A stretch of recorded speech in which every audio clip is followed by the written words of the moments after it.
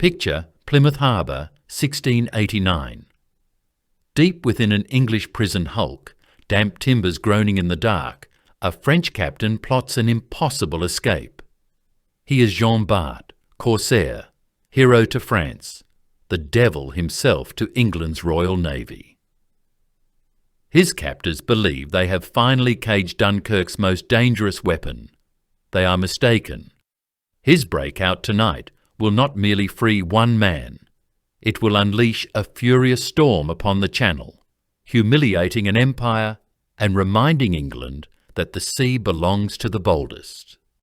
Jean Bart's story begins not amidst the polished grandeur of Versailles, nor within the hallowed, tradition-bound confines of the French Royal Navy's officer schools, but in the turbulent, perpetually salt-laced air of Dunkirk, a city whose very existence was defined by the relentless sea and the even more unforgiving realities of 17th century warfare. He entered this world on October the 21st, 1650, born into the lineage of Jean Bart, a man whose own life, like so many in Dunkirk, likely navigated the blurred lines between humble fisherman and daring corsair, a heritage deeply, inextricably woven into the very soul of this unique, defiant port. This was no cradle of aristocratic privilege. The Barts belonged to the sturdy, unpretentious stock of the coast, their fortunes tethered not to land and titles, but directly to the capricious whims of the North Sea's grey waves and the far more treacherous, ever-shifting currents of European dynastic and commercial conflict. Dunkirk itself was far more than just another French coastal town. It was a strategic dagger pointed at the heart of France's most potent maritime rivals, England and the Dutch Republic, a prized possession wrested back and forth through decades of struggle. Originally part of the Spanish Netherlands, it had fallen under English control during Cromwell's protectorate, only to be sold back to Louis XIV by a cash-strapped Charles II in 1662. This constant flux, this existence as a frontier outpost rather than a settled hinterland, bred a peculiar character in its people, fiercely independent, resilient, opportunistic, their loyalties perhaps more aligned with their city and the sea than with any distant monarch. Under Louis XIV, the genius military engineer Vauban transformed the port, surrounding it with formidable fortifications, deepening its harbour, turning it into a powerful, almost impregnable naval base, specifically designed to unleash French sea power, particularly its corsairs, upon the vital trade routes of the English Channel and the North Sea. The city's reputation as a nest of corsairs, a term spat out with fear and loathing in London and Amsterdam coffee houses, was embraced in Dunkirk not as an insult, but as a badge of honour, a testament to their skill, their daring, and their crucial role in the Sun King's grand strategy. It was into this crucible, this melting pot of brine, battle, and defiant local pride that young Jean was inevitably thrust. Formal schooling was likely brief, if it occurred at all. His true education began on the pitching decks of fishing boats or small coastal traders. He went to sea young, incredibly young by our standards, perhaps as early as 12, certainly no later than 15, plunging into the brutal apprenticeship of 17th century seamanship. This was no gentle introduction. The North Sea in winter is a place of monstrous waves, freezing spray, and sudden, lethal storms. He learned the harsh craft not in sheltered academies, but through raw, unforgiving experience, hauling heavy, tarred ropes until his hands bled, scrambling aloft in howling gales to reef sails on masts that whipped like reeds, mastering the intricate, almost instinctive art of navigating treacherous sandbanks and fog-shrouded coastlines using little more than lead lines, rudimentary charts, and an intimate, hard-won knowledge of tides and currents. survival itself was the first, most crucial lesson in this unforgiving school. Anecdotal accounts, difficult to verify with absolute certainty, but persistent in the Bart legend, suggest he may have spent a formative period serving under one of the era's true giants of naval warfare, the Dutch Admiral Michiel de Ruyter, possibly during the Second Anglo-Dutch War around 1666 to 1667. If true, this experience would have been invaluable. De Ruyter was a master tactician, renowned for his discipline, his innovative formations, and his aggressive spirit. Witnessing, perhaps even participating in, the titanic clashes between the English and Dutch fleets, battles involving scores of ships, thousands of cannons thundering in unison, the air thick with smoke and splinters, would have provided Bart with a visceral understanding of large-scale naval combat, far exceeding the typical experience of a Dunkirk fisherman or small-time privateer. He would have seen firsthand the importance of disciplined gunnery, coordinated manoeuvre, and unflinching leadership in the face of chaos and death. Whether under de Ruyter or other captains, these early years forged him physically and mentally. He grew into a man described by contemporaries as tall, powerfully built, radiating an aura of command even before he held significant rank. His physical presence was matched by a temperament perfectly suited to his calling, courage that often seemed to disregard danger entirely, yet always tempered by a cunning mind, and the superb, almost preternatural seamanship honed since boyhood. He learned quickly, absorbing the complex interplay of wind, wave, and canvas, understanding how to coax the utmost speed and agility from any vessel he commanded. He learned to fight, mastering the brutal close-quarters combat that often decided engagements between smaller ships, the swift approach, the grappling hooks, the chaotic, bloody rush of a boarding party, cutlass in hand. Critically, it must be understood that Jean Bart, despite the epithet frequently hurled at him by his English and Dutch victims, was never simply a pirate acting outside the law for personal enrichment. He operated within a well-defined, state-sanctioned framework as a corsair, a privateer. This distinction, while perhaps seeming academic to a merchant captain watching his ship being plundered, was fundamental in the eyes of 17th century international law and politics.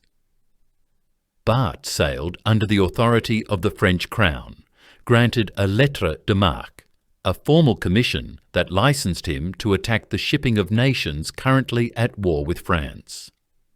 This royal warrant transformed his actions from piracy into acts of war. His targets were legitimate enemy vessels, merchantmen, warships, fishing fleets.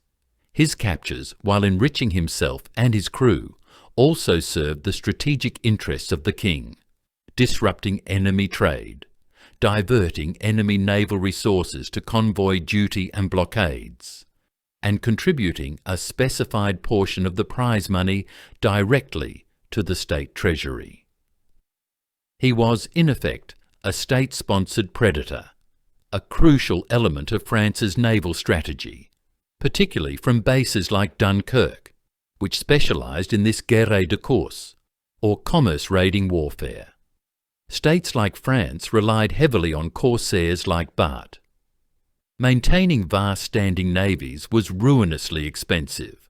Privateers provided a cost-effective way to wage war at sea, harnessing private enterprise and local maritime expertise for national goals.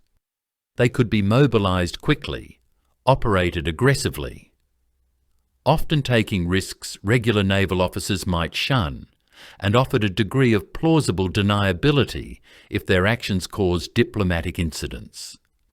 Dunkirk, with its unique location and seafaring population, became the preeminent base for these operations, and Jean Bart was rapidly emerging as its most formidable product. This origin story, steeped in the practical, often brutal, realities of Dunkirk's maritime world, and distinct from the aristocratic pathways and formal hierarchies of La Royale, profoundly shaped Bart's approach to command. He understood ships and sailors from the deck up. He valued results over protocol, daring over pedigree, loyalty earned through shared danger, and shared spoils over obedience demanded by rank alone. He attracted crews who mirrored his own background: tough, experienced Dunkirkers, Flemish sailors, men who knew the coast like the back of their hands, and who trusted Bart implicitly, following him with a fierce devotion that regular naval officers often struggled to command. This loyalty was cemented by his reputation for fairness in distributing prize money and his willingness to lead from the front, sharing every risk.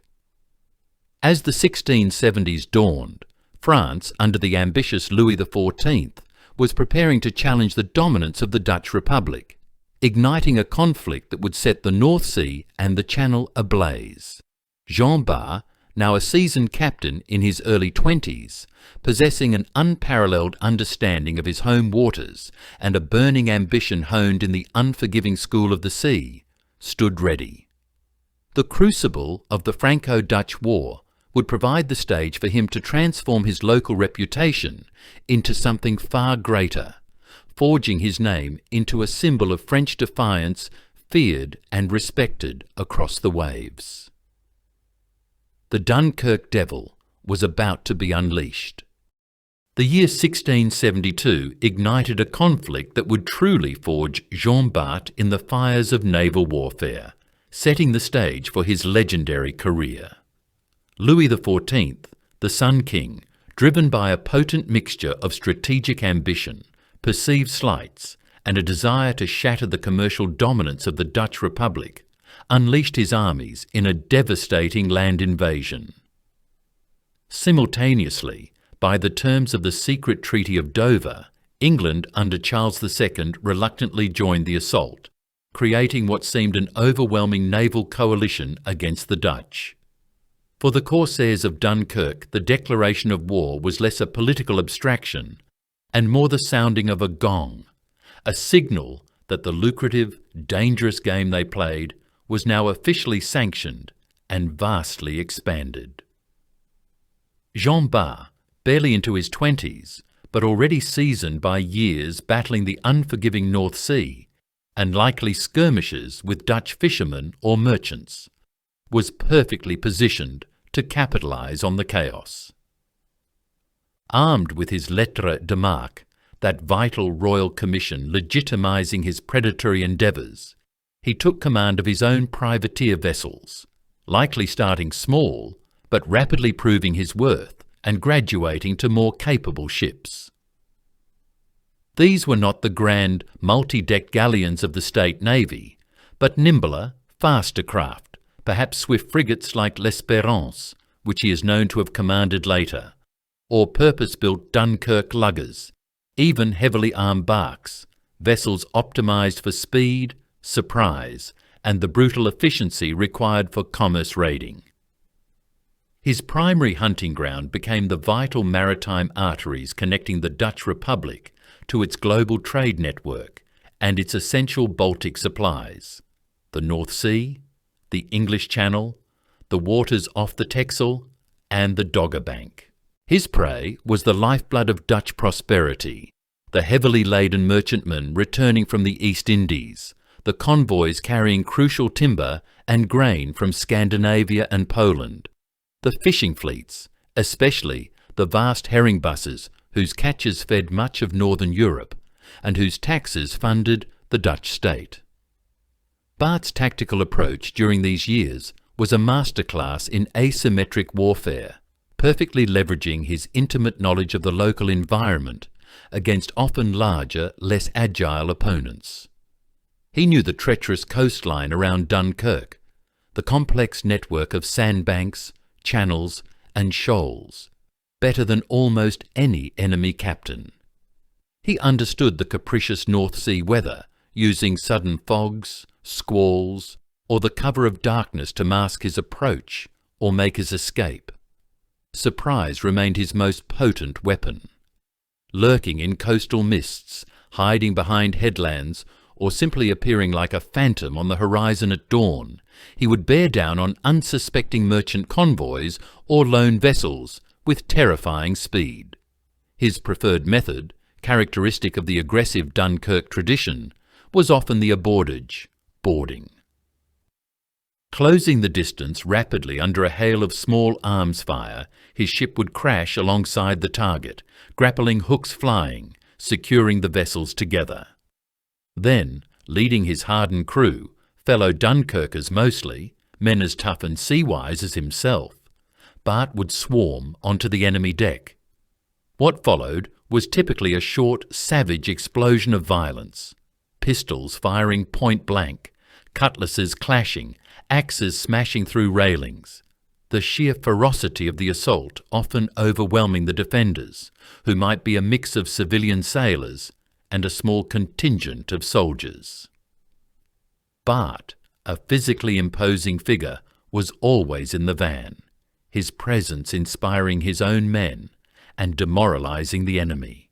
While merchant ships were the primary targets, driven by the dual goals of profit and strategic attrition against the Dutch economy, Bart displayed a remarkable willingness to engage naval escorts. He understood that neutralizing the warships protecting a convoy was often necessary to secure the richer prizes within. He fought numerous skirmishes against Dutch and sometimes English frigates or smaller naval vessels assigned to convoy duty, often emerging victorious through superior seamanship, better gunnery ingrained through constant practice, or the sheer shock of his boarding tactics. The risks inherent in this guerre de course were immense, a constant dance with death and disaster. Dutch warships, commanded by some of the finest naval officers in Europe, like Cornelis Tromp or de Ruyter himself, were always hunting the Dunkirk raiders. The English Navy, initially allied with France, later became another potential threat, depending on the shifting political winds. Capture meant grim imprisonment in Dutch or English jails, conditions notoriously harsh for common sailors, though officers like Bart might expect marginally better treatment. And the North Sea itself remained a relentless adversary. A sudden storm could send a ship crashing onto the Flemish banks or simply swallow it whole, leaving no trace. Yet Bart seemed to court this danger, pushing his luck, honing his skills, his successes mounting year after year. Pinning down precise numbers for his captures during the 6 years of the Franco-Dutch War, 1672 to 1678, is challenging. Privateering records were often incomplete. Captains might exaggerate their successes to enhance their reputation or secure better commissions, and the fog of war obscured many actions.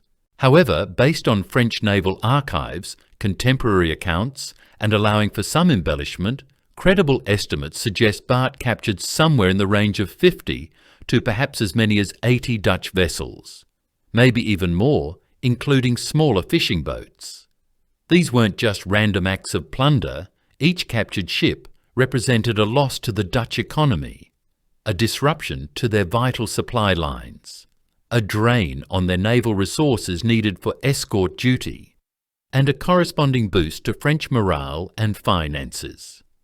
News of his exploits resonated far beyond the quays of Dunkirk.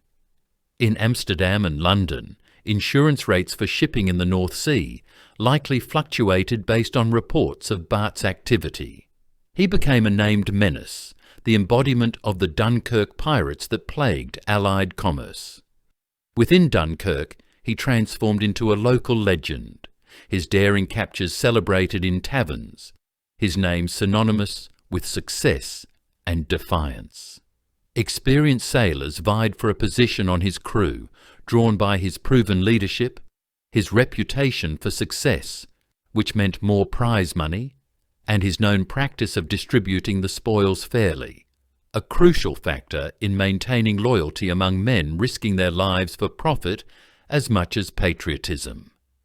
He was building something more profound than mere wealth. He was forging a reputation based on results, on courage recognized even by his enemies, and on a fierce loyalty reciprocated by the men who followed him into the smoke and chaos of battle. His style of warfare offered a stark, effective contrast to the grand, often ponderous manoeuvres of the main battle fleets. While admirals like France's Duquesne or England's Duke of York sought decisive fleet engagements involving scores of towering ships of the line, battles that were hugely expensive, strategically risky, and often tactically inconclusive, Bart and his fellow Dunkirk corsairs waged a different kind of war. Theirs was a war of attrition, of constant harassment, of economic strangulation. They operated with flexibility and speed, striking where the enemy was vulnerable, forcing the Dutch and English navies to disperse their forces on convoy duty and blockades, tying down valuable warships that might otherwise have contributed to the main battle fleets. Bart, in particular, demonstrated an uncanny ability to slip through blockading squadrons, using his knowledge of the local waters and favourable tides to appear and disappear almost at will. This constant pressure, this bleeding of the enemy's commercial strength, was a vital component of France's overall naval strategy, even if it lacked the perceived glory of a major fleet victory. As the Franco-Dutch War ground towards its conclusion with the Peace of Nijmegen in 1678, Jean Bart's status had been irrevocably transformed. He was no longer merely a promising young captain among many skilled Dunkirk corsairs. He was a proven master of his deadly trade, a commander whose name commanded respect from his own side and instilled fear in his adversaries. A potent maritime weapon forged and tested in 6 years of relentless conflict. The French crown, under the astute direction of ministers like Colbert, who understood the value of sea power and the effectiveness of the guerre de course, had watched Bart's rise with keen interest. His consistent success, his demonstrated leadership, and his unwavering loyalty marked him for greater things. The transition from licensed privateer operating on the fringes of the State Navy to a fully commissioned officer within La Royale was the logical next step. Soon, the Sun King would seek to harness the Dunkirk Devil's ferocious talents more directly, bringing him formally into the King's service just as the fragile European peace began to crumble, setting the stage for an even larger, more global confrontation, the War of the Grand Alliance, where Bart would face the combined might of England and the Dutch Republic, no longer just as a corsair, but as an Admiral of France. The transition from the freewheeling, profit-driven world of the independent corsair to the structured, hierarchical environment of the French Royal Navy, La Royale, marked a pivotal moment in Jean Bart's extraordinary ascent. Formally receiving his commission as a naval lieutenant around 1679, a recognition hard-earned through years of demonstrated success against the Dutch, signified more than just a change in title. It was a calculated embrace by the French state, guided by the astute naval policies of ministers like Jean-Baptiste Colbert and later the Marquis de Seignelay, who understood the immense strategic value of incorporating Dunkirk's unique brand of aggressive maritime expertise into the King's service. This integration was not without its potential frictions. The established naval aristocracy, often appointed through birth and courtly favour, sometimes looked askance at rough-hewn figures like Bart, whose legitimacy stemmed purely from skill and battlefield results. Yet Bart navigated this transition skillfully.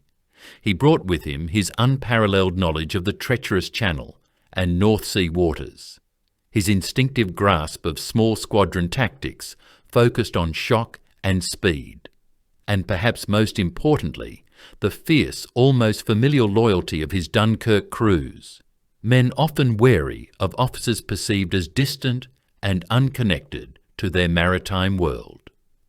In return, the Commission offered Bart access to greater resources, larger, more powerfully armed state warships, the logistical support of naval dockyards, larger crews, and the undeniable prestige of serving the Sun King directly. It was a potent fusion, the untamed spirit of the corsair now wielding the instruments of state power, a combination that would prove devastatingly effective as Europe once again descended into the crucible of widespread war.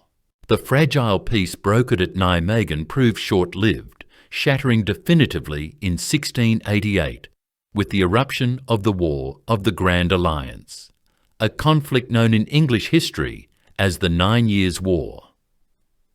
This vast, multi-front struggle pitted the ambitious France of Louis XIV against a formidable coalition determined to curb his expansionist designs. England, transformed by the Glorious Revolution, which placed the Dutch William of Orange on the English throne alongside his wife Mary, became a linchpin of this alliance, cementing the powerful Anglo-Dutch maritime partnership as France's primary naval adversary.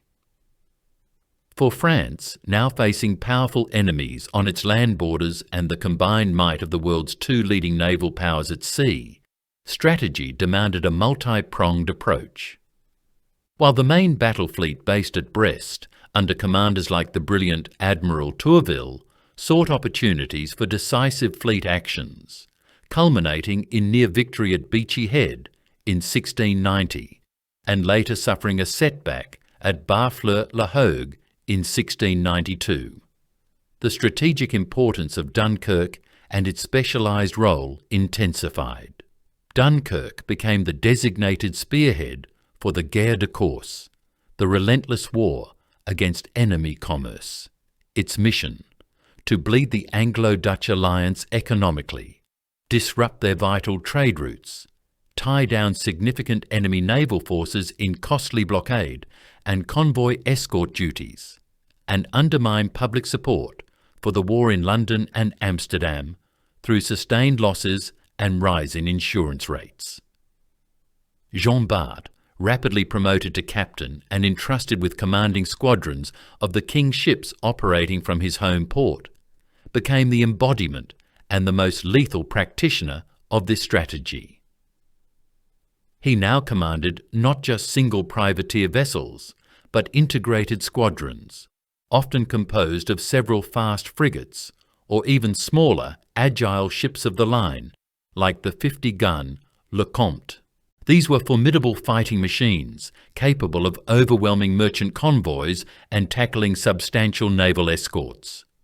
Yet Bart's operational genius lay in retaining the flexibility and audacity of his corsair past, even within the naval hierarchy.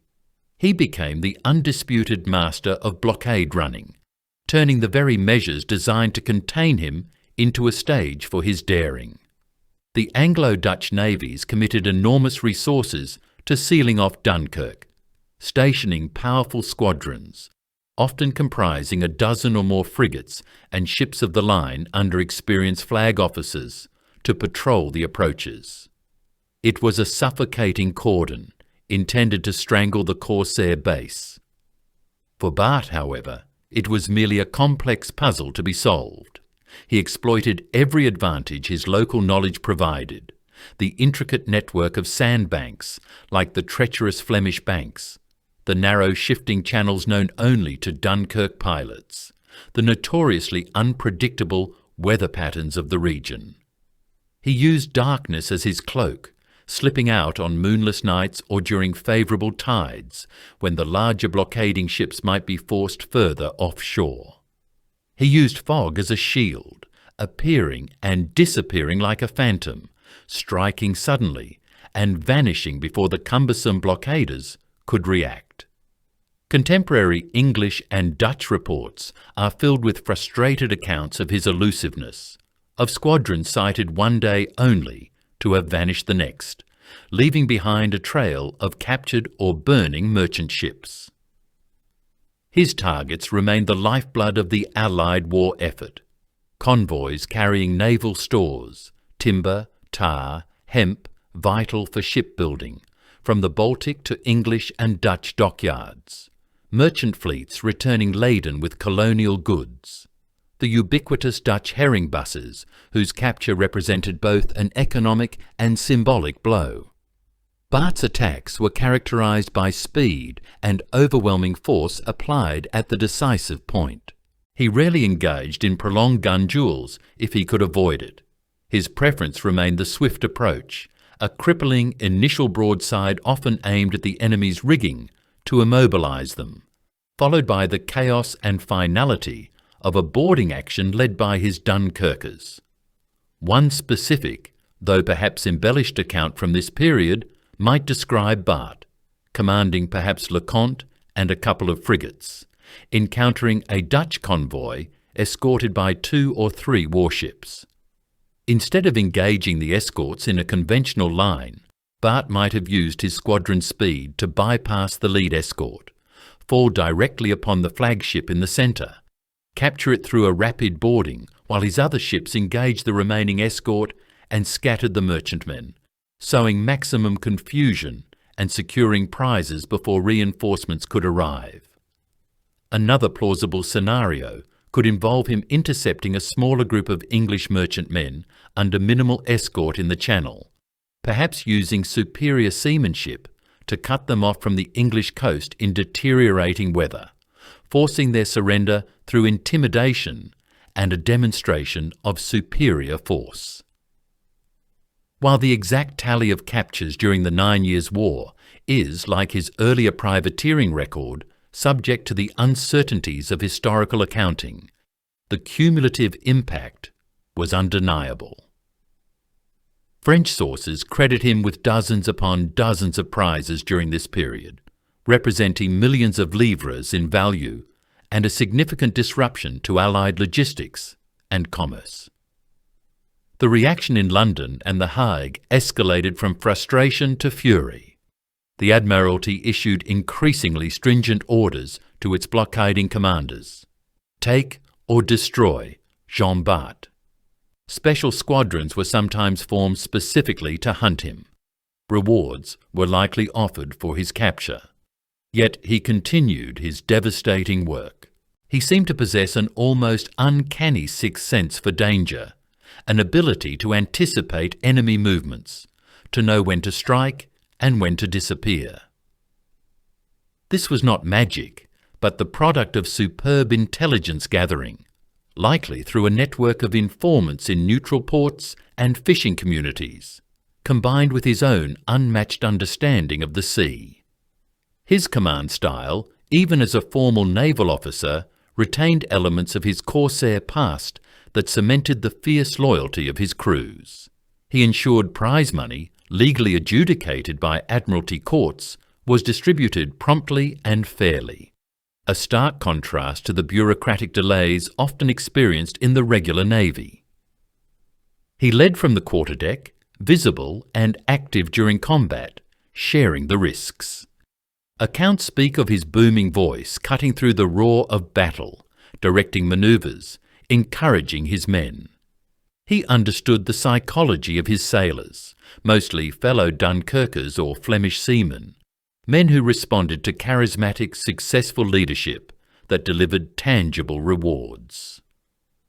This bond between commander and crew was a significant force multiplier, allowing Bart to demand extraordinary efforts from his men, whether it was weathering a North Sea gale, executing a complex manoeuvre under fire, or swarming onto the deck of a heavily defended enemy ship.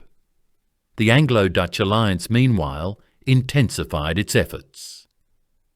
The blockade of Dunkirk became perhaps the most critical naval front outside of the main fleet actions. Admirals like Cloudesley Shovel, a tough, experienced English commander who knew the Channel well, were tasked with ending the Dunkirk menace.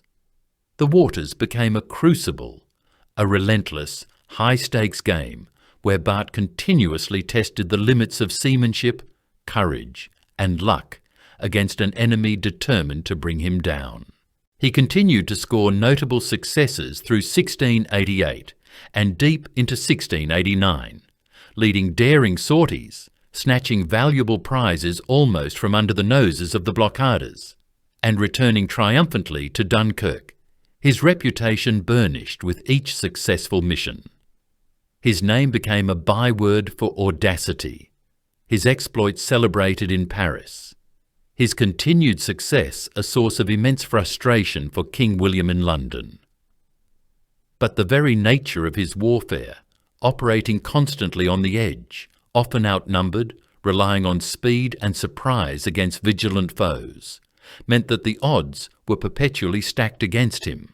Each successful raid increased the enemy's determination to stop him. Each escape narrowed the margins for the next attempt. In the summer heat of July 1689, as Bart prepared another squadron, perhaps tasked with a particularly vital mission, escorting supplies, intercepting a specific enemy convoy, or simply continuing his campaign of attrition, the relentless pressure exerted by the Anglo-Dutch blockade was reaching its peak. The intricate dance of evasion and pursuit was about to reach a critical juncture. The hunter, accustomed to dictating the terms of engagement, was about to find himself unexpectedly cornered, facing a reckoning that would test his courage and resourcefulness in a way no previous battle had. His luck, that indispensable ally of every corsair, was about to run out, at least for a time. Even the most cunning predator, operating perpetually under the shadow of the hunter's gaze, eventually tempts fate once too often. For Jean Bart, whose name echoed through the maritime corridors of power as both a symbol of French defiance and a costly menace to Allied shipping, the summer of 1689 brought the inevitable reckoning. His audacious sorties from Dunkirk, weaving through the vigilant Anglo-Dutch blockade with maddening regularity, had become legendary, a testament to his unparalleled skill and the fierce loyalty of his crews. But each successful raid, each captured prize brought triumphantly back to the fortified harbour, also ratcheted up the determination of his enemies. The pressure on the English Admiralty and the Dutch States General to neutralise this Dunkirk Devil was immense, politically and strategically. King William's war effort, particularly the campaigns in Ireland aimed at suppressing the Jacobite threat, depended heavily on secure sea lanes through the Channel and the North Sea. Bart's relentless attacks on supply convoys and merchant fleets represented a direct, persistent, and increasingly intolerable threat to that effort. Experienced flag officers, commanding powerful squadrons, were specifically tasked with sealing Dunkirk and hunting down its most notorious corsair. The odds against Bart were lengthening with every passing month. In July 1689, Bart slipped the net once more, putting to sea with a small but potent squadron, likely comprising his flagship, perhaps the 44-gun La Railleuse or the slightly smaller Le Serpent, accompanied by one or two supporting frigates or corvettes. His specific mission remains clouded by the mists of time, but given the strategic context, it almost certainly involved intercepting vital Anglo-Dutch shipping. Possibilities abound. Perhaps a convoy carrying troops and supplies to William's army in Ireland, a rich merchant fleet returning from the Baltic or the Americas, or even a targeted strike against a known enemy patrol. Whatever the objective, it drew him out into the perilous waters of the English Channel, the most heavily contested sea lane in the world. Fatefully, near the Isle of Wight, a notorious choke point where shipping lanes converged, or perhaps further west, amidst the treacherous currents and rocky outcrops off the Casquettes lighthouse, Bart's squadron sailed directly into the path of a significantly superior English naval force. The exact composition of this English squadron is debated in contemporary accounts, often tinged with national pride, but it undoubtedly included several powerful frigates, possibly even ships of the line carrying 50 or more guns each, vessels designed for fleet actions rather than the swift raiding Bart specialised in. Critically, the English force possessed the advantage of numbers and potentially the weather gauge, the crucial upwind position that allowed them to dictate the terms of engagement. Some accounts suggest the English commander was none other than Cloudesley Shovel, a highly respected and aggressive admiral known for his tenacity, a man who would have relished the opportunity to finally corner the elusive Dunkirk corsair. Seeing the approaching English ships, Bart would have assessed the situation in seconds, his mind racing through the limited options. Flight might have been possible, relying on the speed and agility of his vessels, but the English likely had faster frigates deployed specifically for such chases. Furthermore, turning tail without a fight, especially against the nation he had so often defied, would have gone against his very nature. More pragmatically, attempting to flee might simply prolong the inevitable, allowing the English to pick off his ships one by one. Characteristically, Bart chose defiance. He chose to fight. He would have signalled his captains, perhaps ordering them to concentrate fire on the lead English ships, hoping to inflict enough damage quickly to disrupt their formation and create an opening for escape, or at least to sell their lives dearly. The ensuing battle was, by all accounts, a testament to the ferocity Bart inspired in his crews, but also a brutal illustration of the grim mathematics of naval warfare when firepower and numbers were overwhelmingly stacked against you. The English ships, likely manoeuvring to surround Bart's smaller squadron, would have opened fire, their heavier broadsides crashing against the French hulls. Bart's flagship, La Railleuse, or Serpente, would have become the focal point of the English attack.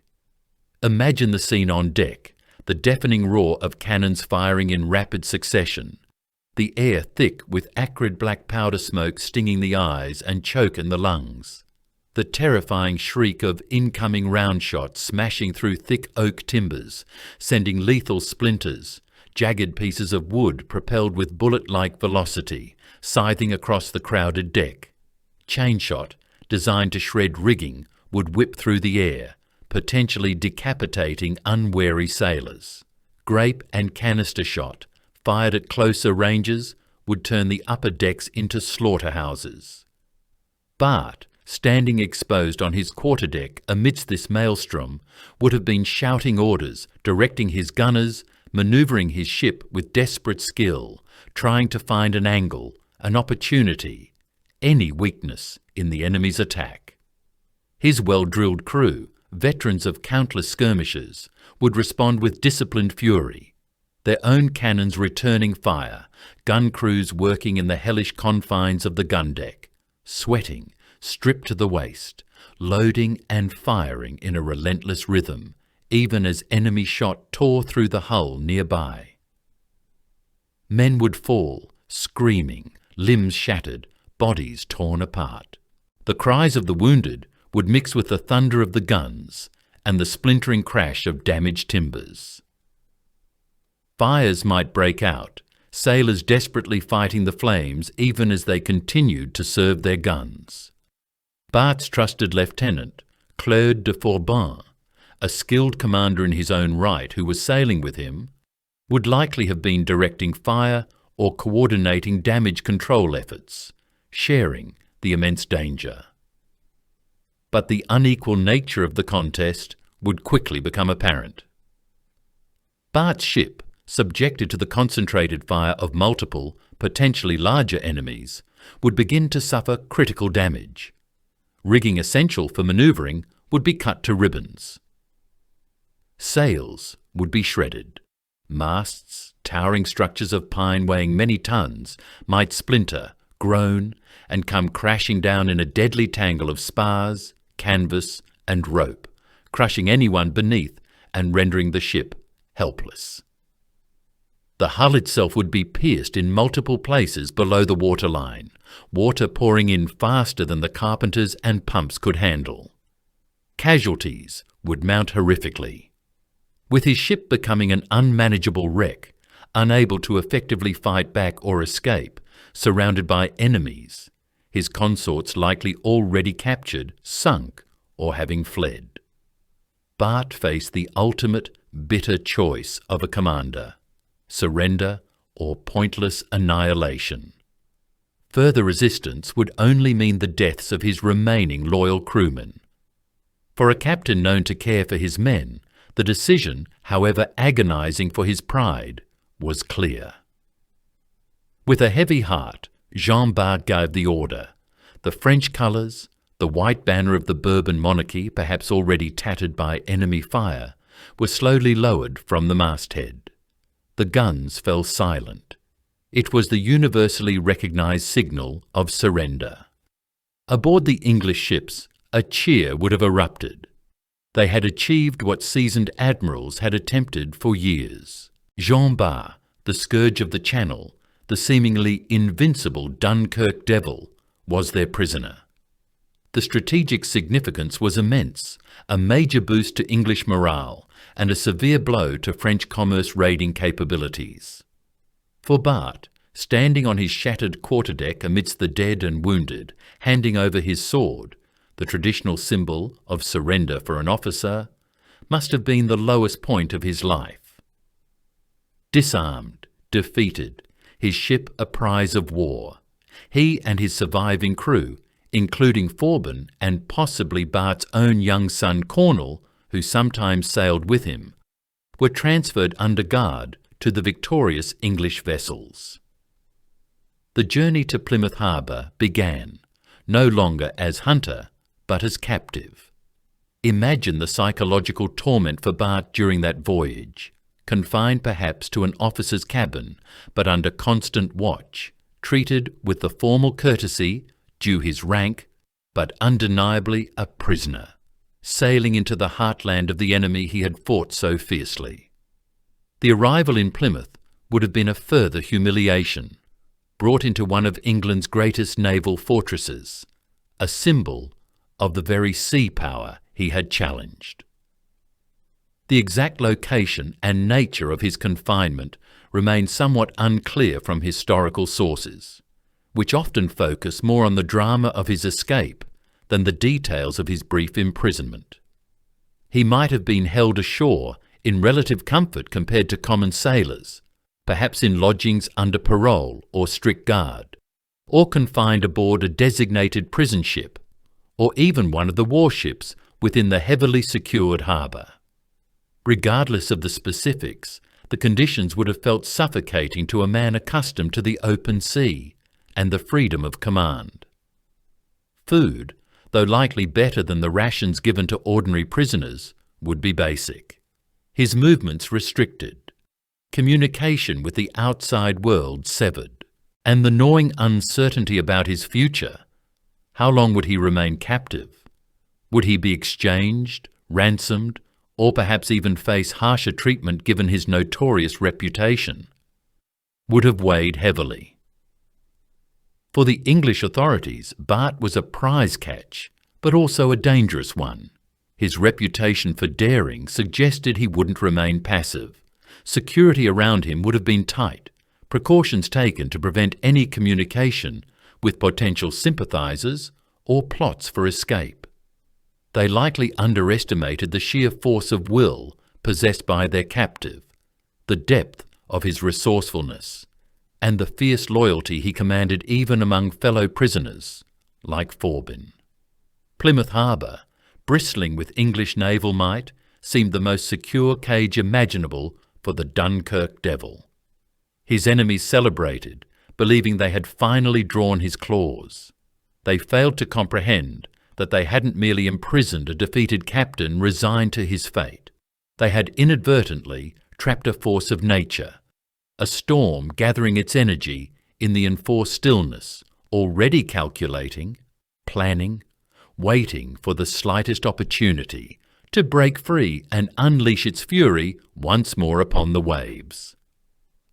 The price of Bart's audacity had indeed been capture, but the account was far from settled.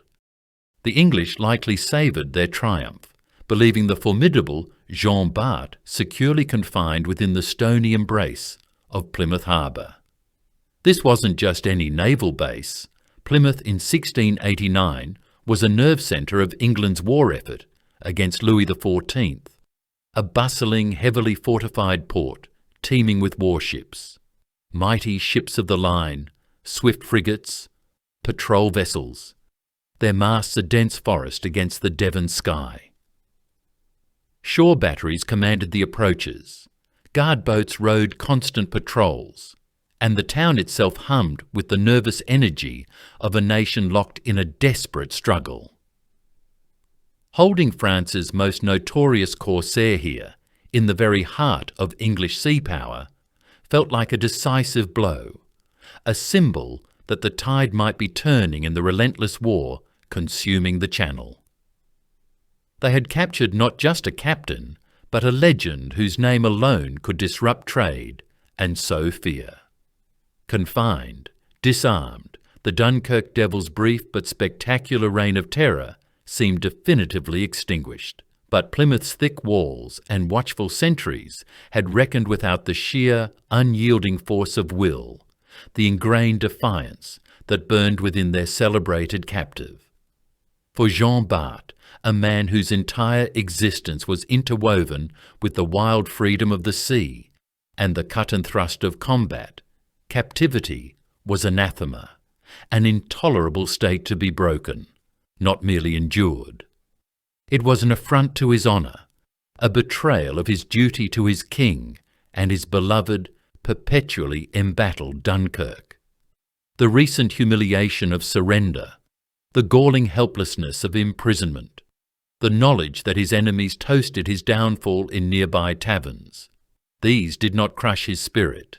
They ignited it, forging a white-hot resolve. He would not languish for months, perhaps years, awaiting the glacial pace of diplomatic prisoner exchange, a pawn in a game played by distant monarchs. He would not grant England the prolonged satisfaction of parading his capture. He would escape, and mirroring the speed and audacity that defined his attacks at sea, he would do it now. The brevity of Bart's confinement is, in itself, astonishing, a testament to the speed with which his mind must have worked and the decisive nature of his actions. Historical consensus places his time in Plymouth at barely more than a week, perhaps 8, 10, maybe 11 days at most. In that incredibly short window, amidst the disorientation and constraints of captivity, the escape was conceived, planned, and executed. The precise mechanics remain partially obscured, filtered through layers of heroic narrative and the natural secrecy surrounding such an act. Yet the outline reveals a masterpiece of improvisation, courage, and calculated risk. Bart was almost certainly not alone in his confinement or his plotting. His trusted lieutenant, Claude de Forbin, a nobleman and skilled officer captured in the same engagement, shared his captivity and undoubtedly his burning desire for freedom. Forbin, articulate and well-connected for the time, might have possessed linguistic or social skills complementary to Bart's raw charisma and maritime expertise, making them a formidable pair, even as prisoners. Other captured French officers or loyal sailors from Bart's crew, perhaps held nearby, could have formed a small, tightly knit group of conspirators, bound by shared adversity and allegiance to their captain. Communication, the lifeblood of any plan, would have been fraught with difficulty under the constant surveillance of English guards. How did they coordinate? Perhaps through whispered exchanges during brief moments allowed for exercise, through coded messages concealed in food deliveries or laundry, if such privileges were granted, or maybe through prearranged signals understood only by the tight circle of Dunkirkers. It's also possible they exploited laxity or corruption among their captors. While security for a high-profile prisoner like Bart would have been stringent by 17th century standards, those standards were not infallible. Guards were often poorly paid conscripts or aging veterans, potentially susceptible to bribery, perhaps with promises of future reward from the famously successful corsair, or even immediate payment from valuables Bart might have managed to conceal. A sympathetic guard, perhaps an Irish Catholic resentful of English rule, cannot be entirely ruled out, though evidence is lacking. The core of the plan likely involved intense observation. Bart and Forbin, veterans accustomed to assessing situations rapidly, would have meticulously studied the routines of their guards, the layout of their confinement, whether ashore in guarded lodgings, or perhaps more likely for security, aboard a ship in the harbour, the timing of patrols, the location of potential escape craft. They would search for the inevitable human errors, the moments of inattention, the predictable patterns that offered a window, however narrow. The objective became clear: secure a small, seaworthy boat, gather essential provisions, water, perhaps some preserved food, potentially acquire basic navigation aids like a compass, and then slip away from the heavily guarded harbour, preferably under cover of darkness, and ideally aided by inclement weather that would hinder pursuit. The prevailing narratives, romanticised though they may be, often converge on the acquisition of a small boat, a fisherman's humble rowing skiff moored carelessly, a ship's unattended jolly boat, or perhaps a craft procured through a clandestine arrangement with a bribed guard or civilian contact. The moment of action likely came swiftly, decisively. If guards were involved, perhaps they were overpowered quickly and silently during a moment of low alert, a late-night watch, a handover between shifts. If the boat was stolen, it required immense stealth to approach, unmoor, and launch without raising the alarm. The escape itself, most accounts agree, occurred at night, probably late in July 1689. Imagine the scene.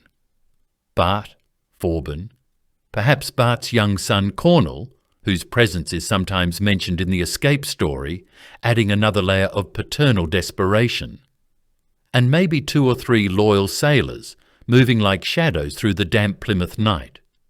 Hearts pounding, senses hyper-alert, every distant shout, every creaking timber, every splash of water amplified in the tense silence. Reaching the quayside or the designated boat, slipping aboard, casting off lines with muffled movements. Then the agonizingly slow and perilous task of propelling the small craft out of the inner harbour, rowing with oars wrapped in cloth to dampen the sound, navigating past the looming silent hulks of English warships anchored tier upon tier, their riding lights faint pinpricks in the darkness, their watchmen perhaps drowsing or sheltering from the night chill. They had to negotiate the harbour entrance, potentially gliding within earshot of sentries on the shore batteries or guard ships stationed at the boom, praying the darkness, perhaps thickened by fog, or driving rain common to the Channel coast, would conceal their passage. Every shadow seemed a threat, every unexpected noise a potential death knell to their hopes. Once clear of the immediate confines of Plymouth Sound, the true ordeal commenced, the crossing of the English Channel itself, La Manche. This was not a navigable strait for a small, open rowing boat, especially one likely overloaded with several men. The distance to the nearest friendly French coast, likely Brittany near Saint-Malo, was a daunting expanse, perhaps 150, maybe closer to 200 nautical miles across one of the world's busiest and most treacherous seaways. The dangers were manifold and constant. First, the ever-present threat of discovery. The Channel was swarming with English naval patrols, frigates, sloops, cutters, constantly searching for French privateers, smugglers, and potential invasion forces. Sighting even a small boat acting suspiciously especially heading towards France, would invite immediate investigation. Discovery meant inevitable recapture, followed by far harsher imprisonment, possibly even charges of espionage or breaking parole, carrying severe penalties. Second, the sea itself. The Channel is notorious for its strong tides, unpredictable currents, and sudden, violent storms. Even in summer, conditions could deteriorate rapidly. Their boat, likely no more than a simple fishing skiff or ship's tender, would offer minimal protection against steep waves and wind-driven spray. Capsizing or being swamped was a constant, terrifying possibility. The physical demands of propelling such a craft across such a distance would have been monumental. Rowing in shifts, hour after grueling hour, muscles burning, hands raw and blistered. Constantly bailing the water that inevitably slopped over the gunwales. Exposed entirely to the elements. The chilling night air, the potentially scorching sun, the drenching spray. Sustaining themselves on meagre provisions, perhaps just a cask of water and some hard biscuits. Sleep snatched in brief, uncomfortable spells. Navigation would rely heavily on Bart's deep, innate understanding of the sea. If they had managed to acquire a compass, it would be a vital tool. But judging drift from tides and winds, using the stars for direction on clear nights, recognizing coastal landmarks from afar. These skills, honed over Bart's lifetime at sea, would be crucial for making an accurate landfall. Veering too far off course could mean missing Brittany altogether, ending up in the Bay of Biscay, or worse, being driven back towards the English coast. Accounts suggest the crossing took a harrowing duration, likely somewhere between 48 and 72 hours, 2 to 3 days and nights of unceasing effort, exposure and anxiety. Imagine Bart, the celebrated captain, now reduced to taking his turn at the oars, his gaze fixed on the southern horizon, encouraging his companions, using every ounce of his skill and willpower to keep their fragile vessel afloat and on course. Forbin, the nobleman, would have shared the labour equally, their shared peril erasing distinctions of rank. Young Cornwall, if present, would witness his father's resilience firsthand in the most extreme circumstances. Then finally, after an eternity of grey waves and gnawing fear, the reward, the faint, almost illusory silhouette of the French coast appearing through the haze. They made landfall, exhausted, salt-encrusted, likely near collapse, somewhere along the coast of Brittany, possibly near Saint-Malo. Local fishermen or coastal guards encountering these ragged survivors would have been stunned to recognise the legendary Jean Bart, miraculously returned from the clutches of the English. The news spread through France with the speed of a favourable wind. The Dunkirk Devil was free. His escape was hailed as a feat of incredible daring, a humiliation for the English Navy, a massive boost to French morale. Bart became more than a hero. He became a symbol of French resilience, ingenuity and defiance. Received at court by a delighted Louis XIV, showered with praise and undoubtedly further rewards, Bart's legend was irrevocably amplified.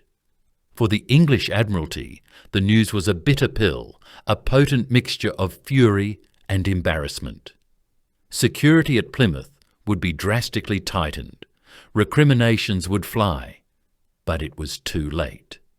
The storm they thought they had contained had broken free.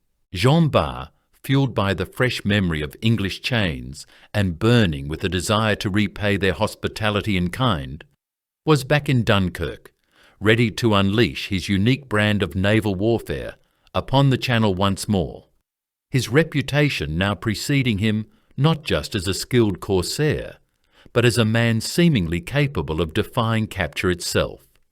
His greatest and most decisive actions were yet to come. Jean Bart's spectacular return to French soil following his escape from Plymouth was more than just a personal triumph. It resonated as a powerful symbol of defiance across a nation straining under the pressures of a long and costly war.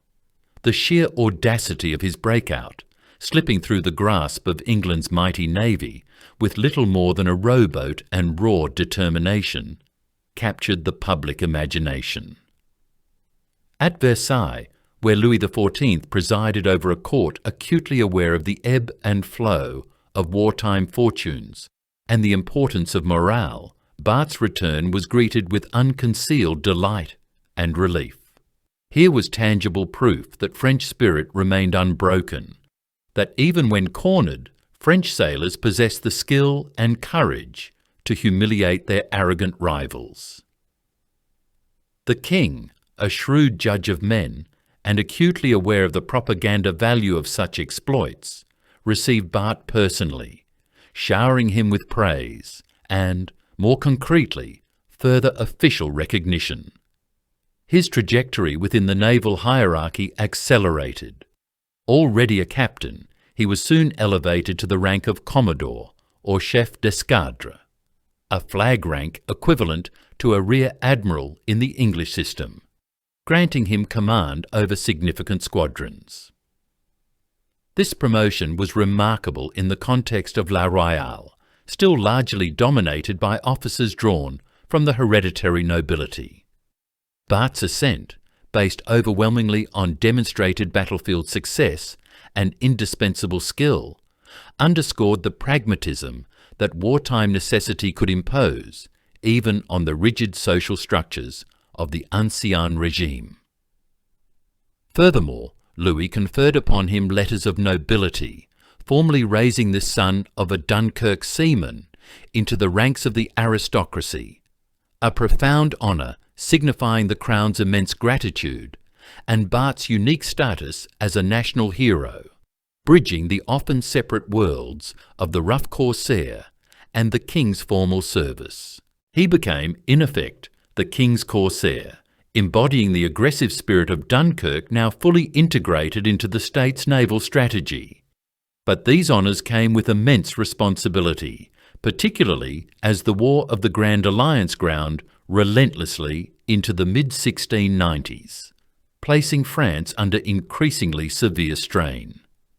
Years of campaigning across multiple fronts, in Flanders, along the Rhine, in Italy, in Catalonia, and at sea, had stretched French finances and manpower to their absolute limits.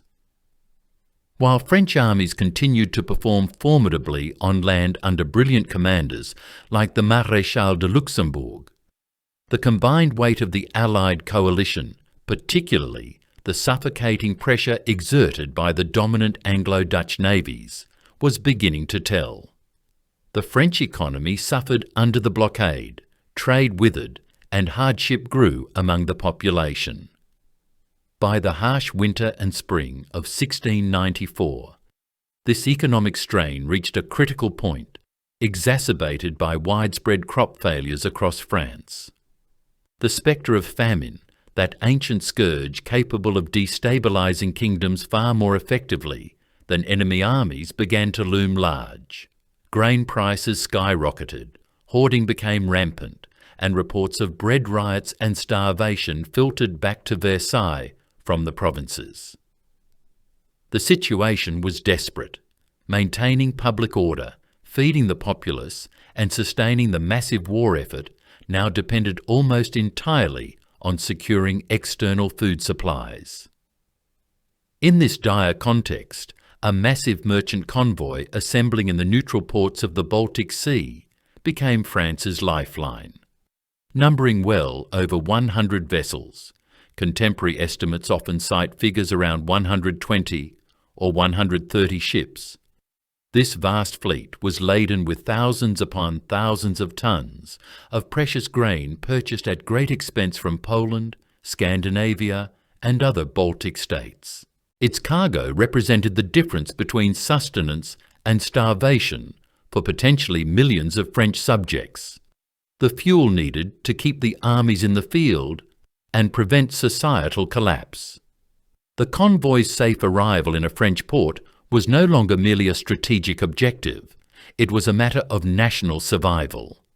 Naturally, the Anglo-Dutch alliance was fully cognizant of France's vulnerability and the critical importance of this grain fleet. Intercepting it became a top naval priority. As the lumbering merchantmen, likely under minimal initial escort from neutral powers, navigated the perilous waters of the North Sea on their final, most dangerous leg towards France, they sailed directly into a trap. Cruising vigilantly off the Dutch coastal island of Texel near the vital entrance to the Zuider Zee, and perfectly positioned to intercept shipping heading south towards the Channel, lay a powerful Dutch blockading squadron. This force, commanded by the capable and experienced Rear Admiral Hidde de Vries, comprised approximately 8 substantial warships, likely well-armed frigates or smaller ships of the line, more than sufficient to overpower any escort the convoy might possess, and certainly enough to capture or destroy the helpless merchantmen. The convoy was effectively sealed off, trapped between the Dutch guns and the hostile sea. News of this impending disaster reached the French court, sending ripples of panic through the ministries. If this grain did not get through, the consequences were unthinkable. Political stability could crumble, the war effort could collapse. Action was needed. Immediate, decisive action. With the main French battle fleet perhaps refitting in Brest or engaged elsewhere, the order flashed north to Dunkirk, bypassing conventional channels, going directly to the man whose reputation was built on achieving the impossible in these very waters, Jean Bart. He was tasked with a mission that bordered on suicidal: sail immediately, break through the superior Dutch blockade, liberate the trapped grain convoy, and escort it safely back to France. Failure was not an option. Bart responded with the alacrity and decisiveness that defined his command. He rapidly assembled his available squadron in Dunkirk harbour. His force was worryingly small for the magnitude of the task, likely numbering only 6 or 7 warships.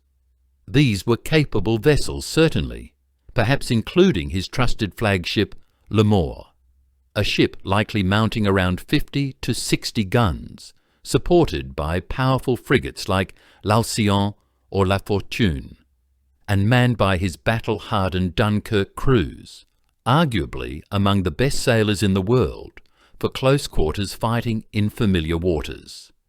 But on paper they were significantly outnumbered and potentially outgunned by Admiral de Vries's squadron. Conventional naval wisdom, the doctrine taught in naval academies, would dictate extreme caution, perhaps attempting diversionary tactics, waiting for naval reinforcements from Brest, which might never arrive in time, or trying complex manoeuvres to lure the Dutch away. Bart, however, operated on a different calculus, one forged in the unforgiving world of the corsair and driven by the desperate urgency of the mission. Time was the critical factor. The convoy was exposed.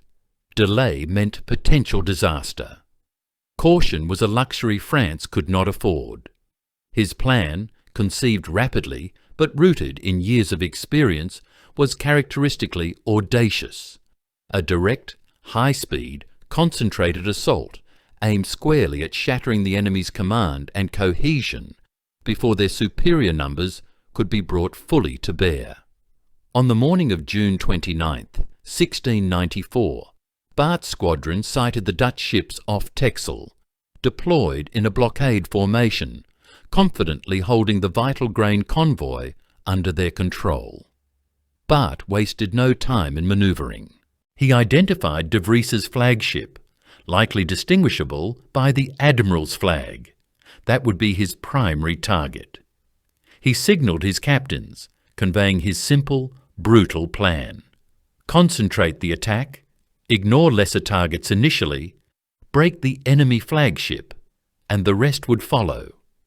Leading the charge himself aboard L'Amour, Bart steered his squadron on a converging course with the Dutch line, likely taking advantage of the wind to maximise speed and control the engagement's timing. The Dutch, perhaps anticipating a more hesitant French approach or engaged in the process of monitoring the vast convoy, may have been momentarily wrong-footed by the sheer speed and directness of Bart's attack. The opening broadsides thundered across the water, the familiar chaos of a 17th-century naval battle erupting in smoke, noise, and flying splinters. But Bart pressed on relentlessly, weathering the Dutch fire, his focus unwavering on De Vries's flagship. With superb seamanship, he brought L'Amour crashing alongside the Dutch admiral's vessel, a manoeuvre requiring immense skill and nerve in the midst of battle. Immediately, the command rang out across the French deck. "Préparez l'abordage!" Grappling hooks snaked across the gap, biting into the Dutch ship's railings, locking the two massive wooden structures together in a deadly, intimate embrace. Then, with Bart himself, true to his corsair roots, reportedly leading the way, sword flashing, the French boarding parties surged across the gap. The deck of the Dutch flagship became a scene of infernal chaos. Boarding actions were the most brutal form of naval combat. A swirling, desperate melee fought hand-to-hand with cutlasses, axes, pistols, fired point-blank, grenades adding to the terror, the confined space turning the deck slippery with blood. Bart's Dunkirkers, masters of this type of savage fighting, poured onto the Dutch ship, their objective clear: seize control, capture the admiral, break the enemy's nerve centre. The Dutch sailors and marines, defending their admiral and their flag on their own deck, fought back with the renowned tenacity of their service. Admiral De Vries himself was likely in the thick of the fighting, rallying his men. But the sheer focused ferocity and practiced skill of Bart's boarders, combined perhaps with the element of surprise achieved by the rapid closing manoeuvre, proved overwhelming. Within an astonishingly short period, contemporary accounts, allowing for some dramatic license, suggest the fight for the flagship lasted less than half an hour. The Dutch resistance was broken. Admiral De Vries was captured, reportedly wounded, but alive. The Dutch flag was hauled down, replaced immediately by the triumphant hoisting of the French fleur-de-lis. This single, decisive act, executed with breathtaking speed and violence, had a devastating psychological impact on the remaining Dutch squadron. Witnessing their admiral's flagship fall so quickly, seeing the French flag flying where their own had been moments before, deprived them of leadership and shattered their cohesion. Bart's other captains, meanwhile, would have simultaneously engaged their assigned Dutch opponents, preventing them from effectively supporting their admiral and adding to the confusion. Faced with the capture of their commander and coordinated attacks from the rest of Bart's squadron, the remaining Dutch captains lost heart. Their battle line dissolved. Some attempted a ragged continued resistance, but the fight had gone out of them. Others, seeing the situation as hopeless, sought safety in flight. Bart, his primary objective achieved but never one to let a defeated enemy escape easily, quickly ordered his squadron, including the newly captured Dutch flagship, now likely manned by a French prize crew, to pursue. They fell upon the disorganised Dutch, capturing 2 more of their warships, before the remaining vessels managed to scatter and flee into the North Sea haze. The Battle of Texel was over. Against significant odds, Jean Bart had achieved a complete and stunning victory. He had not merely broken the blockade, he had decisively defeated the blockading squadron, capturing its admiral and several of its ships.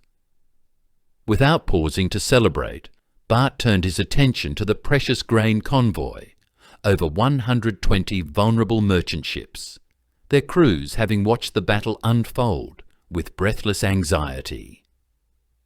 Assuming the role of protector, Bart skillfully gathered this vast, unwieldy fleet, organised an escort formation with his victorious squadron, and navigated them through the remaining dangerous miles of the North Sea and Channel. He brought the entire convoy, intact and unharmed, safely into the harbour of Dunkirk. The arrival was met with scenes of delirious joy. Church bells pealed, cannons fired salutes, and crowds thronged the quayside, cheering the man who had brought them not just victory, but bread. News of the triumph flashed to Versailles, where it was received with profound relief and immense gratitude. Jean Bart was instantly elevated from a respected naval commander to the saviour of France. Louis XIV, recognising the magnitude of the achievement, famously declared that Bart's actions had saved his kingdom from potential collapse. Fresh honours were likely bestowed, his status as one of France's preeminent naval heroes now unassailable. He had accomplished more than winning a battle. He had averted a national catastrophe, demonstrating with irrefutable clarity the immense strategic impact that could be achieved through audacious leadership, tactical brilliance focused on the decisive point, and the unwavering courage of well-led men, even against seemingly overwhelming odds. Texel became the defining jewel in Jean Bart's crown, the victory that forever cemented his legend. Yet even this triumph did not mark the end of his relentless war against the maritime powers that sought to strangle France. The thunderous acclaim following the triumph at Texel resonated throughout France, cementing Jean Bart's status not merely as a skilled captain, but as a national icon, the living embodiment of Dunkirk's defiant spirit and France's capacity to wound its powerful maritime enemies. His return was a potent symbol, amplified by the desperate context of potential famine, averted through his singular audacity. Louis XIV, ever astute in recognising and rewarding service that bolstered his gloire and secured his realm, did not stint. Bart's elevation continued. Already a commodore, his influence grew, and the letters of nobility previously granted perhaps gained greater weight, formally acknowledging this extraordinary commoner's indispensable contribution. He was now, undeniably, Admiral of the narrow seas in practice, if not always in formal title, the king's most trusted weapon in the relentless, attritional warfare waged from Dunkirk. Yet victory at Texel, however spectacular, did not fundamentally alter the strategic naval balance. The 9 Years' War ground on, its immense costs continuing to bleed France dry. The combined fleets of England and the Dutch Republic, stung by the Texel humiliation and Bart's continued existence, remained overwhelmingly dominant in terms of numbers and overall sea control. Their response to Bart's success was not despair, but renewed, intensified determination. The blockade of Dunkirk, far from being abandoned, was tightened into a near stranglehold, a primary strategic objective for the Allied navies. More ships, heavier ships, and more experienced commanders were poured onto the station, forming overlapping rings of vigilance intended to seal the corsair base hermetically. Frigates patrolled close inshore, risking the treacherous sandbanks, while larger ships of the line maintained a presence further out, ready to intercept any force that broke through the inner cordon. The waters off the Flemish coast became arguably the most dangerous, most intensely watched stretch of ocean on the planet. For Jean Bart, the period from 1695 until the Treaty of Ryswick brought peace in 1697 was therefore defined by this relentless, high-stakes game of evasion and attack against an enemy employing maximum effort to contain him. His role shifted subtly. While still a potent commerce raider, his primary function increasingly became that of the master blockade runner, tasked not only with striking the enemy, but also with escorting vital supplies into France and protecting French coastal shipping moving between Dunkirk and other northern ports. Each sortie became a calculated gamble against formidable odds. His genius during these years lay in his almost preternatural ability to exploit the smallest gaps, the briefest moments of opportunity, in the seemingly impenetrable Allied net. His unparalleled knowledge of the local hydrography was paramount. The complex, ever-shifting labyrinth of sandbanks and shallow channels extending miles offshore from Dunkirk, names like the Flemish Banks, the Ruitingen, the Sandetia Bank striking fear into non-local navigators, were Bart's trusted allies. He knew the secret passes, the narrow guts navigable only at certain states of the tide, routes where heavily armed English 74s or Dutch 60-gun ships dared not follow for fear of grounding. He employed specialist Dunkirk pilots, men whose families had navigated these waters for generations, who could feel the shoals beneath their keels almost by instinct. Weather remained his confederate. The notorious North Sea fogs, rolling in suddenly to blanket the sea in impenetrable grey, offered perfect cover for slipping past anchored blockaders or losing determined pursuers in a game of blind man's bluff. Winter gales, while dangerous, could also be advantageous, forcing the larger Allied warships, less nimble and perhaps less willing to risk the hazardous lee shore, to seek shelter further offshore, creating temporary windows for Bart's squadrons to dash out or return. He mastered the tides, calculating their ebb and flow with precision, using the powerful currents to gain speed or confound pursuit. His departures were meticulously planned, often occurring on the darkest nights, coinciding with spring tides that offered maximum depth over the banks, perhaps masked by a deliberate feint or diversionary movement elsewhere along the coast to draw the blockaders' attention. The tension aboard his flagship, Imagine l'Amour, or perhaps the newly built l'Alcyon, during these moments must have been palpable. Absolute silence on deck, sails trimmed just so to catch the faintest night breeze, every creak of timber seeming thunderously loud, lookouts straining their eyes for the telltale glimmer of an enemy lantern or the dark silhouette of a patrolling frigate. Bart himself would be on the quarterdeck, relying on his pilots and his own senses, making minute course adjustments, weighing the risk of discovery against the necessity of reaching open water. His successes continued, defying the odds and the resources arrayed against him. While comprehensive lists of captures remain elusive, French naval records and frustrated English reports confirm his squadrons remained lethally effective. In 1695, for instance, he might lead a sortie targeting the vital English coal trade, the fleets of colliers sailing from Newcastle to London, essential for the capital's fuel supply.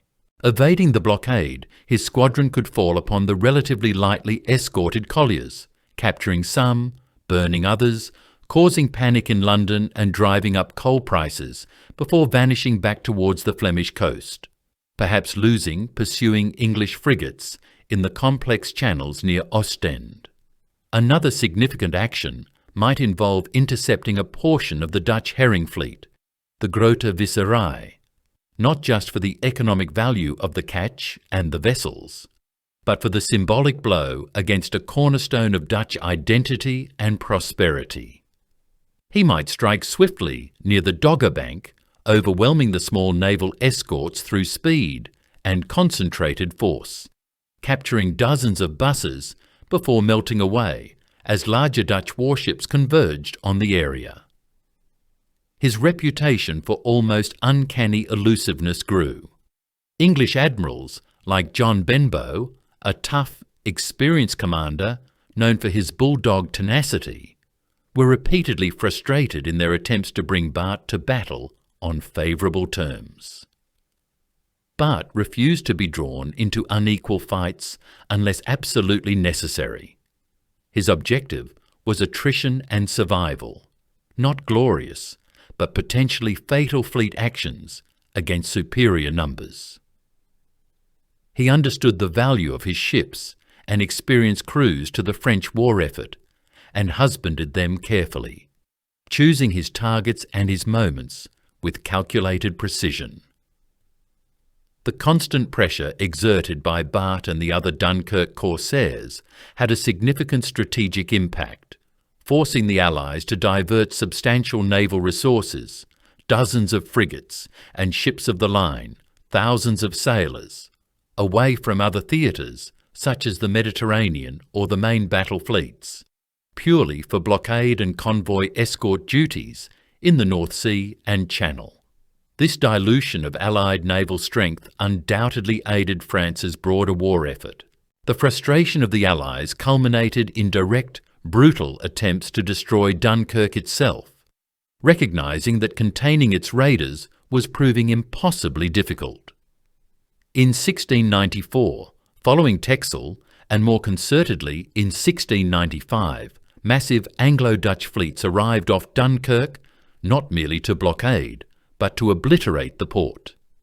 Specialised bomb ketches, small, sturdy vessels equipped with 1 or 2 heavy mortars capable of lobbing explosive shells high into the air to plunge down into the town and harbour, took up position. Alongside them sailed fire ships, vessels deliberately packed with gunpowder, tar and other combustibles, intended to be sailed or drifted into the harbour to set the anchored French fleet and dockyard facilities ablaze. The bombardments were terrifying affairs for the inhabitants of Dunkirk. Mortar shells rained down indiscriminately, exploding in streets, smashing through roofs, starting fires, killing soldiers and civilians alike. The air would fill with the scream of incoming shells, the crash of impacts, the roar of spreading flames, and the thunderous reply of Dunkirk's own shore batteries. Bart, though primarily a sea captain, would have been central to the harbour's active defence during these sieges from the sea. While Vauban's magnificent landward fortifications protected the town from armies, the seaward approaches required constant vigilance and countermeasures. Bart likely commanded flotillas of smaller, agile vessels, gunboats, armed launches, perhaps even rowing boats filled with grappling crews, tasked with the perilous mission of intercepting the fire ships before they could reach the inner harbour or the anchored warships. This involved rowing or sailing directly towards these floating bombs, often under heavy covering fire from the enemy fleet, grappling them and attempting to tow them away or run them aground where they could burn out harmlessly. Exceptionally dangerous work, requiring immense coolness under fire. He would also have liaised closely with the artillery commanders ashore, using his naval expertise to help direct their fire against the most threatening enemy vessels, particularly the vulnerable bomb ketches anchored further out. Dunkirk endured these fiery ordeals, its formidable defences holding, its spirit of defiance unbroken, thanks in no small part to the resilience of its people and the active defence coordinated by men like Bart. These bombardments, however, underscored the relentless pressure France faced and the vital importance of maintaining Dunkirk as an operational base. Throughout these final, grinding years of the war, Bart's leadership remained the critical factor in his squadron's effectiveness. He maintained discipline, essential for executing complex manoeuvres under fire and enduring the hardships of blockade running.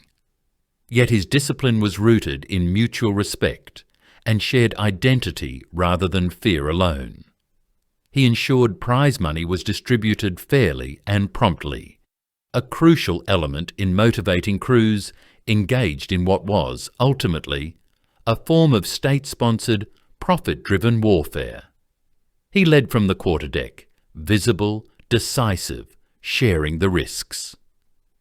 His Dunkirk roots gave him a connection with his men, mostly drawn from the same tough maritime community that few aristocratic officers could replicate. They understood each other, spoke the same sailor's dialect, shared the same fierce local pride. This bond was perhaps Bart's greatest asset, enabling him to demand and receive extraordinary levels of performance and loyalty from his crews, pushing them to achieve feats of seamanship and combat that repeatedly baffled their enemies. As the immense costs and sheer exhaustion of nearly a decade of continuous warfare finally brought the warring nations to the negotiating table, Jean Bart stood as one of France's most consistently successful and undeniably heroic figures. The Treaty of Ryswick, signed in September 1697, brought a much-needed, albeit temporary, cessation to hostilities.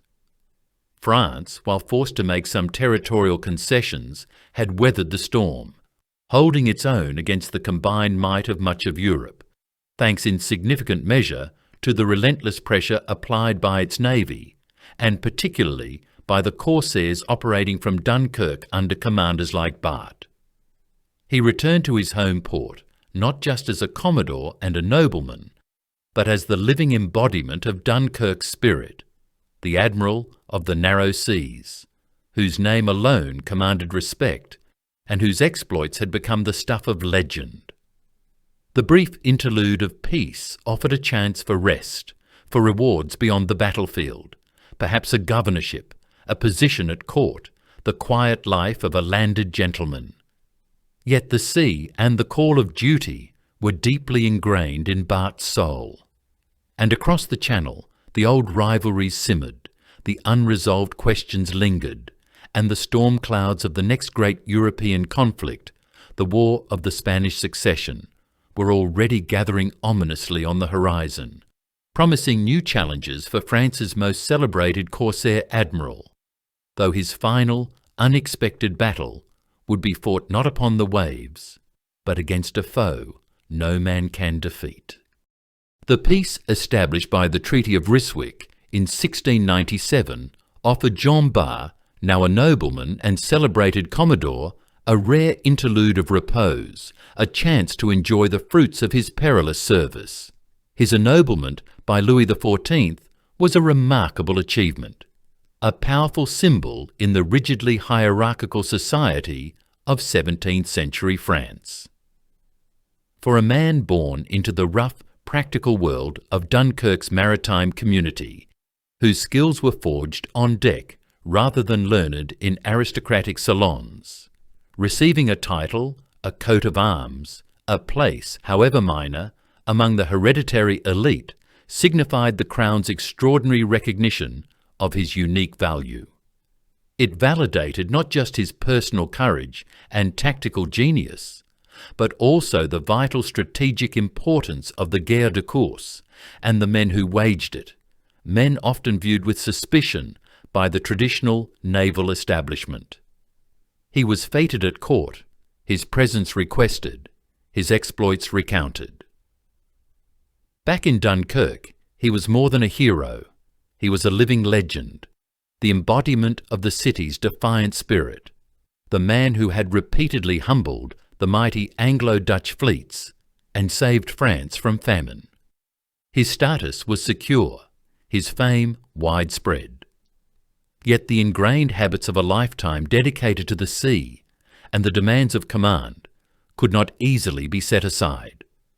The peace felt fragile, temporary, merely a pause in the long struggle for European dominance. Bart likely remained active, overseeing naval preparations in Dunkirk, perhaps advising the ministry on coastal defence or the continued development of faster, more effective raiding vessels. He was still relatively young, only in his late 40s, seemingly possessing the same boundless energy that had driven him through decades of relentless campaigning.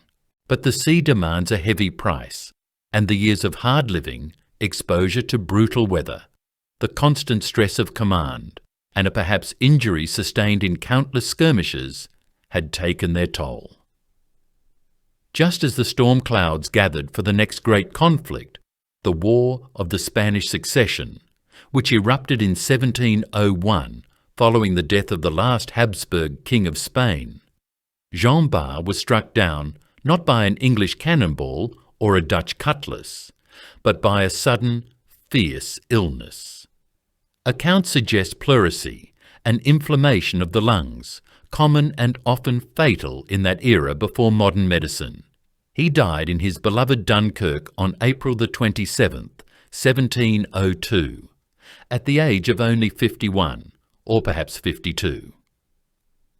His death came just as France desperately needed his skills once more, depriving the Navy of its most effective and inspirational commerce raiding commander on the eve of a new war against his old adversaries. The outpouring of grief, particularly in Dunkirk, was immense. He was mourned not just as an admiral, but as one of their own, the fisherman's son, who had risen to walk with kings, yet never lost his connection to the sea and the city that bred him. His funeral was a major event, attended by naval dignitaries but dominated by the presence of the ordinary sailors and citizens who revered him. His legacy took immediate root. He became the quintessential folk hero of Dunkirk, his exploits passing into local legend, embellished perhaps, but grounded in the undeniable reality of his achievements. Taverns recounted tales of his daring escapes, his fierce boarding actions, his uncanny seamanship. Streets and squares were named in his honour.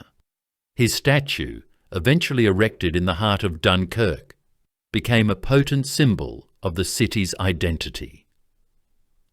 Beyond Dunkirk, his fame endured across France.